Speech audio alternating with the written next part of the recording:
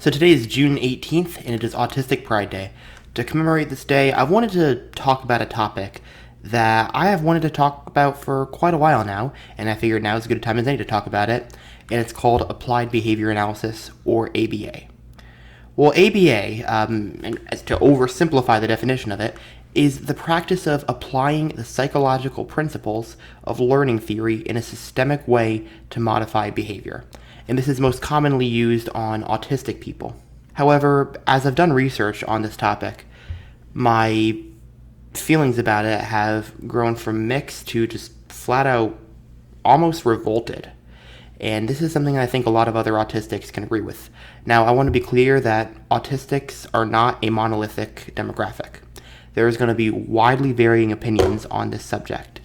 And if you are autistic and you would like to offer another perspective on ABA, I welcome that discussion, and I encourage you to leave that in the comments below.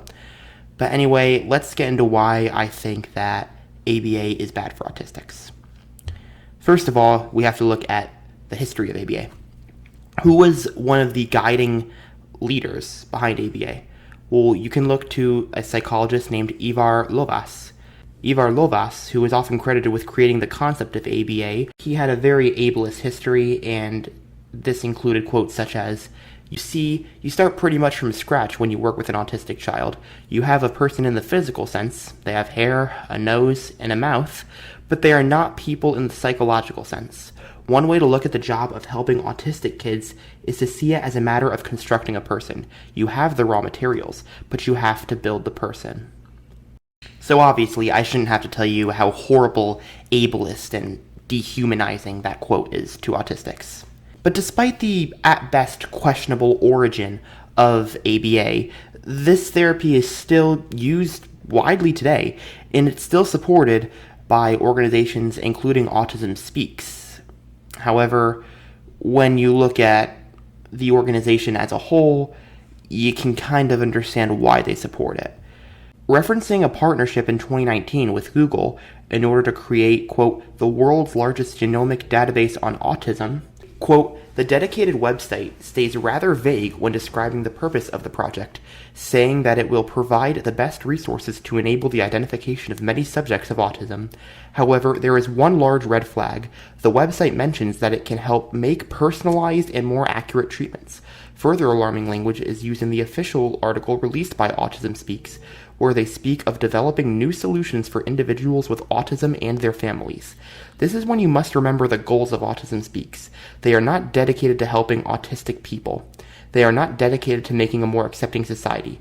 They are dedicated to eradicating autism. This is further shown in the short film that they happily endorsed and screened to the public, I Am Autism. This train wreck of an art piece includes comparing autism to pediatric AIDS, cancer, and diabetes, as well as saying that it ruins your relationships, makes you broke, embarrasses your parents, and even that it will rob you of your children and your dreams. And no, this isn't some old movie from the 1900s. This is from 2009. No, there was never a public apology or anything of the sort. So clearly, Autism Speaks probably does not have the best intentions in supporting therapies like ABA. And we'll get to more on that in a minute. But first I want to point out how this is still widely used, and it is still being approved for use in schools. Just last year, the Florida House of Representatives unanimously approved a bill that would authorize the use of ABA in public schools throughout the state.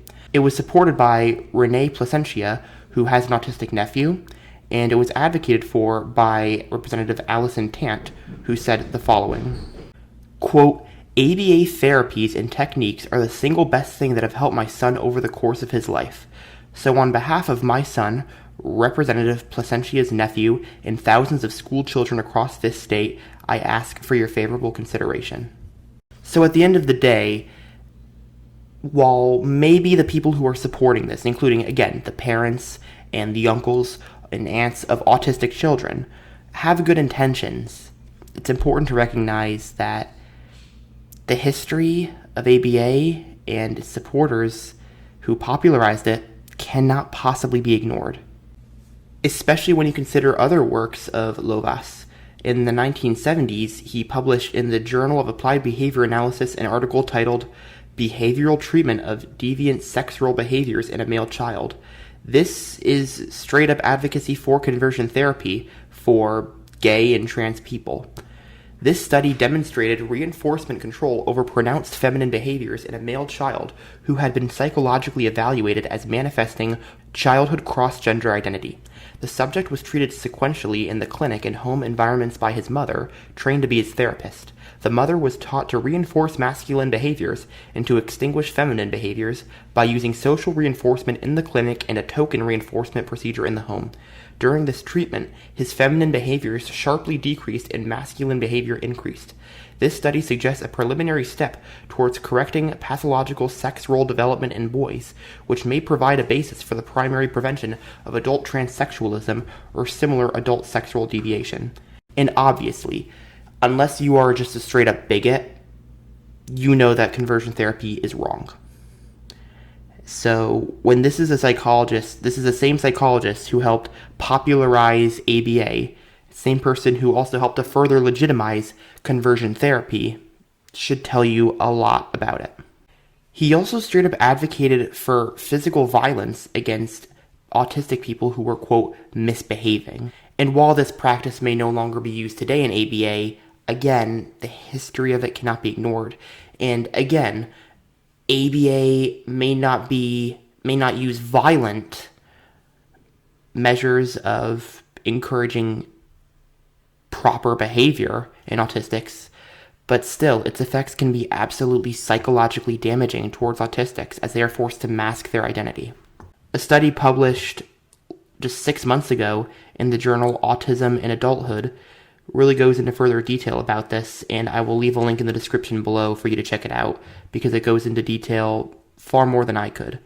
But just to give you a quick quote from it, the results show that thematic analysis revealed that some aspects of masking are shared across autistic and non-autistic people, such as utilizing mimicry of others as a social strategy or feeling exhausted from masking. All groups reported that masking made them feel disconnected from their true sense of identity and had a negative effect on them. Other aspects of masking seemed more specific to autistic people, such as sensory suppression and masking leading to suicidal ideation. Reading this study is absolutely heartbreaking. For me as an autistic, and hopefully for you too, even if you're neurotypical. And it's why I believe that ABA, Applied Behavior Analysis, is not good for autistics. And it is still widely used today, and it is supported by a lot of our politicians. And it's a sign that ableist culture in America never really went away, and it's incredibly sad. And this is the part of the video where I know I'm getting a little personal here, but to people who are advocating for ABA, who are not autistic, if you are autistic and you are advocating for ABA, I don't hold that against you. I would love to hear your perspective on it, and I would welcome that discussion once again in the comments below.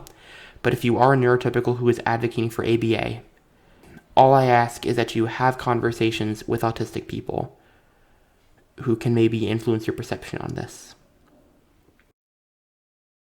Thank you so much for watching. I know that got a little personal towards the end of it. It was honestly more than what I expected. But I did want to talk about this topic for a while, and I figured since today's Autistic Pride Day, it would be a good time to talk about it. So anyway, thank you all so much for watching once again. If you enjoyed the video, be sure to like, comment down below, and subscribe. And if you really enjoy the content I make, consider clicking the link below to support me on Patreon. Happy Autistic Pride Day, everybody. You Autism Speaks, and I will see everybody in the next video. Peace out.